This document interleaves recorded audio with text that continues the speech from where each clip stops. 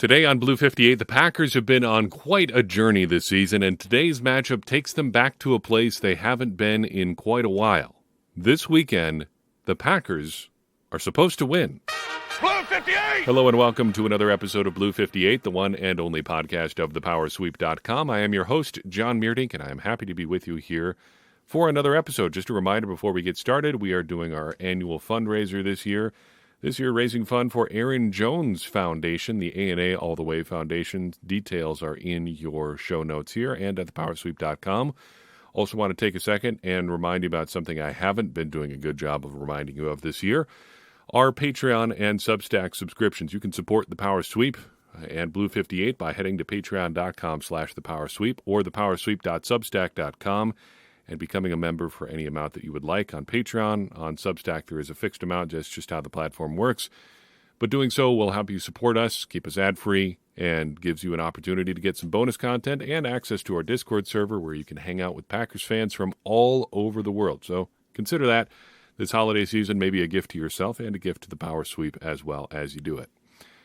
Packers, Giants, Monday Night Football. I'd like to start our conversation today with a question, not from me, but from one of our regular Discord users. Hey, you know all about getting involved there. One of our users by the name of Janelle dropped this question in our chat this morning, and I thought it was a great way to kind of segue into what I want to talk about from the Packer perspective of this game. Janelle writes, I've gone into the last 5 games thinking that the Packers are probably going to lose and that I just wanted to see a little improvement. They improved each week and went 4-1. I'm not sure where my mindset should be for the Giants game. What do you think is the best way to approach this game? That is an interesting question, and I think it's one that we should spend some time thinking about as we look at where the Packers are heading into the final 5 games of the season. Because in some ways, the Packers have kind of accomplished most of their goal already for this year. They've gotten a good look at Jordan Love. They've seen both the good and the bad. I wrote about that in my picks column for this week. We kind of just are at the point where we just need to see what else Jordan Love can do. Can he be consistent, or, kind of which version of Jordan Love that we've seen this season is going to carry out or win out the rest of the season? He's got 5 games to show. Is he more on the really, really good side or more on the bad side of things? And, there are mitigating factors on the bad side of things, but I think we all agree he's better now than he was at the start of the season. Packers also needed to integrate a bunch of their young guys into the offense, and on defense for that matter, too. They had some young guys they were trying to get worked into the lineup and figure out where they were and all sorts of things like that before they start heading into the 2024 and 2025 seasons where they're going to have more cap space, blah, blah, blah. You know the story from there. And for the most part, they've accomplished both of those goals. So they head into these final 5 games having rallied over the past 5 weeks to get to 6-6. Everything's in front of them. Winnable games each of the next 5 weeks of varying degrees of difficulty, to be sure, but the Packers have done what they needed to do heading into this game, and now they can do something else. So what do you think about as you head into this game? How do you fix your mindset as a Packers fan? And that's, I think, a harder question than you might originally think it is. Maybe, for me at least. Because as you've looked at the Packers' wins over the past 3 weeks in particular, they've all been a little bit different, but they've all kind of built in the same direction. Packers beat the Chargers. Oh, that's pretty fun. Kind of an unexpected game. Chargers did a lot of things wrong in that one. Hey, we got one against a team that maybe we weren't supposed to beat, but we did anyway. The Lions win. Okay, that feels pretty good. Nationally televised Thanksgiving game. Lions are pretty good. They're no juggernaut, though. We got them on a good day. You can explain away the win. The Chiefs win. Okay, the Packers start to seem for real here. Sure, the Chiefs aren't what they were maybe last year, maybe in the last few years, but they're still a really good team. They've got the consensus best player in the league, although maybe you could quibble about that this year. Tyreek Hill certainly seems like the most dangerous man on the football field, on any football field, on any given time. But I think you understand just the relative importance of a guy like Patrick Mahomes versus Tyreek Hill. Mahomes can change the game at any time, and I guess Hill can too, but he's one of the best, most important players in the league. How about we put it that way? And the Packers shut him down, beat the Chiefs, and have now won 3 straight and 4 of their last 5. And then they have the Giants. And I think the Giants are a team that they should just beat. The Giants are not very good. We will talk about that in a second, some of the individual features of the Giants. But the broad strokes are going to all point in that same direction. The Giants are just not a very good football team this year. And when you are an improving football team, I don't even know if we go so far as to say the Packers are a good football team, on a season-long basis. They've been good right now, an improving football team, an arrow-pointing-up football team, however you want to phrase it, a team playing good football right now. How about we land on that? The Giants are not playing good football right now. The Packers are, and that puts the Packers back in a situation where they have been the last few years the team that should win.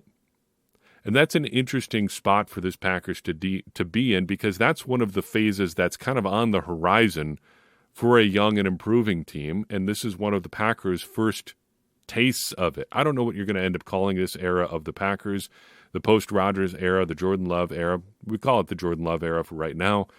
But they're not the sort of team where winning is the expectation each and every week. Looking back to the 2020, 2021 Packers, you could say each and every week of the season, the expectation was that the Packers were going to win. And it's changed how we've watched the game, at least for me, this year, having that not be the case.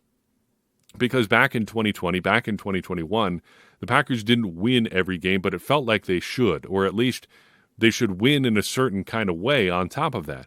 And that puts a lot of different kind of stress on a team than just winning not necessarily being the expectation. But I think the way then that we have to approach this game is seeing what this Packers team does when they are in a situation for the first time where they're being treated like the team that's supposed to win. They should beat the Giants, and they should probably beat the Giants pretty handily, because the Giants are just flat out not very good. I think when I made my picks earlier today, the line was like Packers by 6.5, which is an enormous line when the Packers are on the road. But that is just what Vegas thinks about the Giants right now. They just don't think they are very good. And the Packers have to show why that is the case. The Packers are now entering the phase of their team development where they're going to be expected to beat, and not just beat, but beat up on teams that are not as good as they are. They've got a chance this weekend to get a look at one of the first of those teams. So let's talk about what they're going to be up against. What are the Giants right now? Well, as I said before, in short, the Giants are not very good. They come in at 4-8. They are probably not even quite that good. They've got 4 losses this season by 21 points or more. They've got 2 losses by 30 points or more. The Dallas Cowboys in particular have really had the Giants' number this year.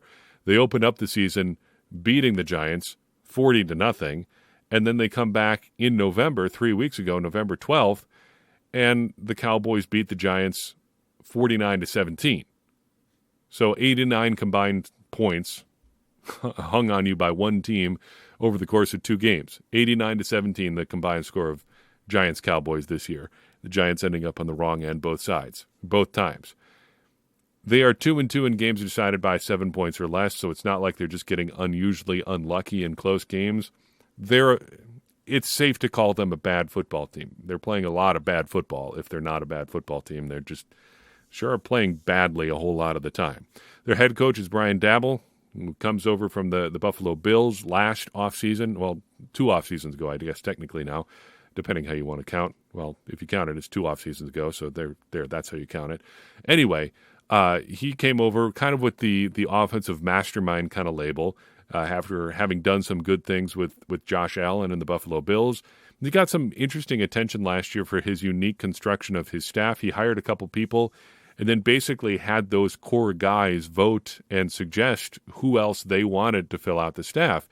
That's an interesting way to go about things and an interesting way to conduct a staff, development process in a league where kind of the default way to do things is just hire guys that you came up with or are friends with for other reasons, or guys that you've worked with before, maybe on a different staff put together by someone else. He does have some interesting guys on his staff, his offensive and defensive coordinators most notably. The offensive coordinator is Mike Kafka. He's 36 in his second year as the Giants offensive coordinator. Prior to that, he was with the Chiefs in a couple of different roles, all on the offensive side. He's also a former NFL quarterback, though a career backup. The defensive coordinator is Wink Martindale. He comes over to the Giants now in his second year as their defensive coordinator. Prior to that, he was with the Ravens for a decade, 5 years of which he spent as their defensive coordinator. So pretty solid names on both sides of the ball at the coordinator level. They just haven't gotten very good results this year, which is, I think, a good argument for how good coaching still has a hard time overcoming bad players. Speaking of bad or maybe underwhelming players, let's start with their quarterbacks. Usually it would be Daniel Jones. He's beat up right now, so it's going to be Tommy DeVito starting for the New York Football Giants this weekend. His 4th start in the NFL this Monday night. The number one thing I think you need to know about DeVito is that he takes a ton of sacks. Usually that would be somewhat have someone baked in or somewhat baked in hyperbole there. No, a ton of sacks for Mr. DeVito. His sack rate is 21%. 21% of his back drops end up in a sack. And a lot of that is on the quarterback, as we've talked about at length on this podcast over the years. Sacks are largely a quarterback sack or a quarterback stat. Tommy DeVito is racking up a ton of sacks this year. Of course, sacks are largely, maybe significantly, let's put it that way, significantly a quarterback stat. They are not exclusively a quarterback stat. Why do we know that is? Well, just look at the New York Giants' offensive line performance so far this year, and you will see exactly why. According to Pro Football Focus, the New York Giants are the 32nd ranked pass blocking team in the NFL. Ben Baldwin of The Athletic does a composite ranking, and they come in, well, at the very bottom again. To put in some perspective of how far down at the bottom they actually are, the Giants are ranked 32nd by Pro Football Focus. The 31st ranked team is closer to the 26th ranked team than the Giants are to the 31st ranked team. Unless you think that's an outlier, in the composite rankings, the Giants are also the bottom ranked team. And in that ranking, the difference between the Giants and the 30th ranked team is the same as the difference between the 30th ranked team and the 19th ranked team. The gap between the Giants and everybody else, suffice it to say, as far as pass blocking, is enormous. You've got basically everybody else in the league at some level, and then you've got the New York Giants below that. And they are vulnerable just about everywhere you turn. We've made a habit on this podcast over the past couple of years of trying to identify one place you might want to attack. There's really no point in calling out any particular weak spot on this New York Giants offensive line. There are opportunities to attack just about everywhere. I would look for Rashawn Gary to continue his hot streak here and get to double-digit sacks for the first time in his career. He just needs one more, so let's see it on Monday Night Football. Their skill guys, as generously as possible. Nobody is really having a terribly noteworthy year for the New York Giants. Saquon Barkley is about as noteworthy as it gets on offense for them. He's averaging just 4.2 yards per carry. Their pass catchers are at least nominally somewhat interesting in terms of roster construction. You've got Darius Slayton, the longtime pro there, having a bit of a down year by his standards, 13.6 yards per catch, the second lowest figure of his career in that stat. Still leads the team in overall volume in receiving. We've also got Darren Waller, who should be of interest to Packers fan because he has been a long-time object of desire for general manager Brian Gutekunst. Was never able to seal that deal, bringing him to Green Bay. Waller is second on the team in yards, but averaging just 10.7 yards per catch, not really a big downplay threat, at least in this version of the New York Giants offense. Then you've also got a pair of recent draft picks that I think are worth mentioning for their admittedly somewhat tenuous connections to the Green Bay Packers, but connections that are worth mentioning nonetheless. You've got Jalen Hyatt, whom the Packers had some heavy interest in prior to this spring's draft. 6 feet tall, 185 pounds. He's averaging 19.4 yards per catch on 17 catches, has yet to score a touchdown for the Giants, though. He went 73rd overall in the draft this spring, 5 picks before Tucker Kraft, and of course after both Luke Musgrave and Jaden Reed. They've also picked up Wan'Dale Robinson. He was a draft pick in the 2022 draft, 5'8", 185 pounds. He is of note because he's one of the 5 receivers taken between where the Packers actually took Christian Watson and where they could have picked him or picked someone originally. So there's a list of receivers the Packers could have taken instead of Christian Watson, and Robinson is on that list. I don't think anybody was really forecasting him to Green Bay, in part, well, mainly because he's 5'8" and 185 pounds. Averaging 7.4 yards per catch this year on 36 catches as well, which is not great, pretty much any way you slice it, so I don't think the Packers really have missed out on much not drafting Wan'Dale Robinson. Switching over to defense, a few names you might want to be watching out for, starting with Dexter Lawrence, a big-time defensive lineman. Of note because of how shaky sometimes this year the Packers' interior offensive line has been, but they also handled Chris Jones fairly well last week. Lawrence probably isn't quite there with Jones, but he's still pretty noteworthy and still an upper echelon defensive lineman in the NFL. He's got a pressure rate so far this season of about 16%, though only 4 sacks. His kind of opposite equal is edge rusher Kayvon Thibodeau, one of the top draft picks in the 2022 NFL draft. He's got 11 sacks so far this year, and he's another good data point in our sacks versus pressures discussion, because though he has 11 sacks, his pressure rate is significantly lower than Lawrence's at just about 9%. So not getting to the quarterback, not affecting the quarterback as often, but when he is getting there, he's having more of an impact than Lawrence is. Interesting to have kind of the either or within one defensive front. The back end of their defense is anchored by Xavier McKinney, a pretty solid safety play coverage grade of 87.1 so far this season, according to Pro Football Focus. Also worth mentioning, Isaiah Simmons, an athletic marvel linebacker for the Cardinals, comes over, I think, via trade this offseason to the New York Giants, playing a much smaller role for the Giants, but playing pretty well, has improved his coverage skills, it seems. Maybe just being used slightly differently by perhaps a more competent defensive coordinator in this system. But he is, I think, the maybe opposite example of what you want out of an elite linebacker as opposed to like a Quay Walker, who's really kind of coming into his own over the course of this season. We've got to do another deep dive on Walker here at some point, because we did a little bit of a team research project in the Power Sweeps Discord server, kind of looking at where his career has headed relative to a couple of other elite linebackers. As it turns out, and we'll just mention a couple of the data points that we found here, right about the 25th game in a guy's career seems to be where like your overall performance starts to level out and really start to improve. You start seeing less up and down variation in things like Pro Football Focus grades and stuff like that. Just a couple weeks ago, Walker passed the 25-game mark in his career, and he's been on an upswing just prior to that point, and basically since then he's really improved over the course of the season.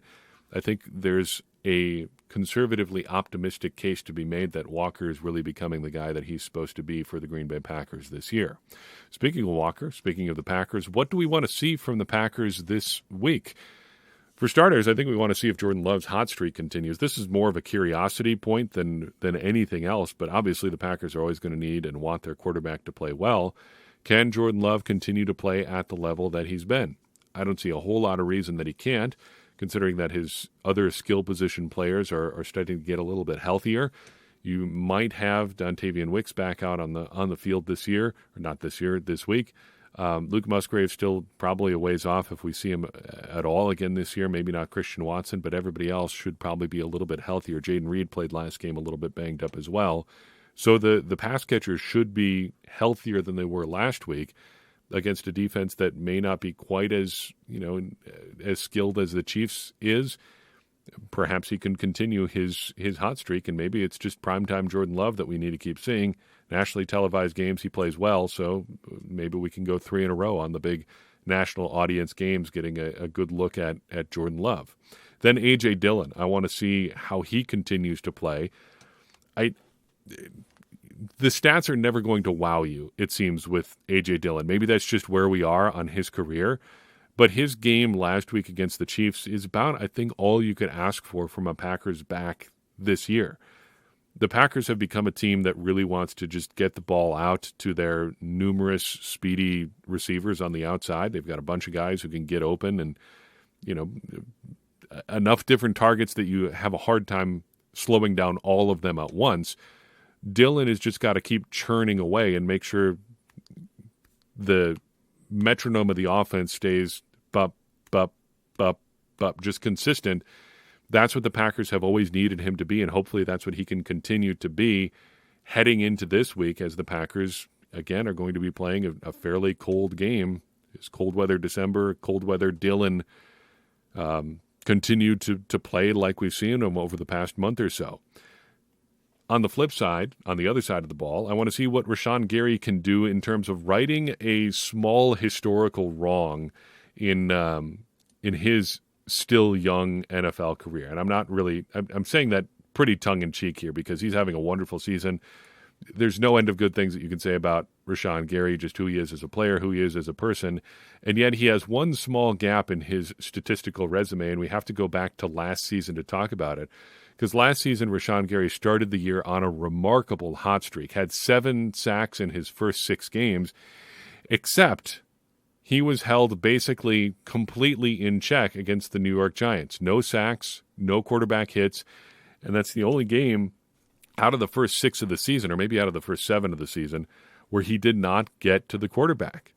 He should have plenty of opportunities to do that this week. Let's see if he can get, back on track against the Giants. Not that he's really been off track lately, but let's see if he can make up for last year when the Packers, kind of as a team, had a pretty underwhelming performance in London.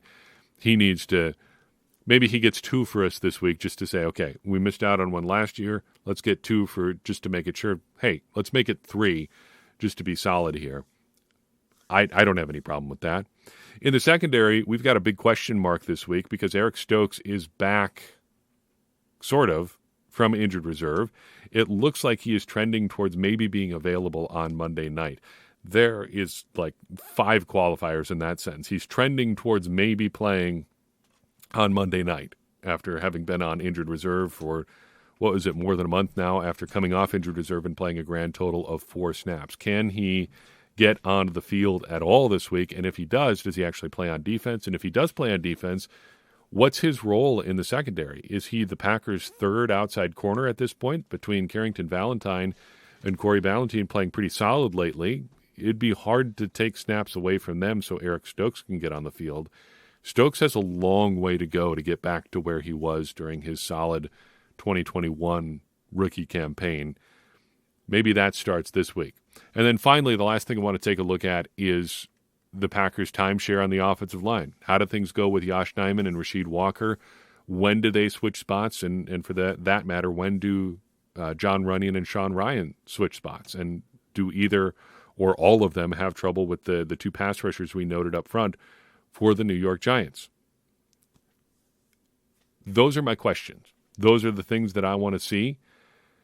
And that's kind of where I am heading into this game, expecting, I guess, the Packers to win.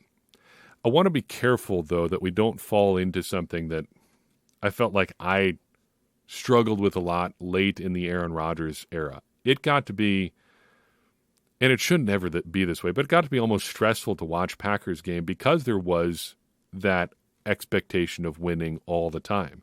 You expected the Packers to win, so when they didn't, it felt like a big disappointment, and even could feel like a disappointment when they won but didn't play particularly well. There was a lot of that, like in the 2021 season. A lot of games where the Packers got a win, but things were disjointed and difficult, and it was just a tough kind of afternoon.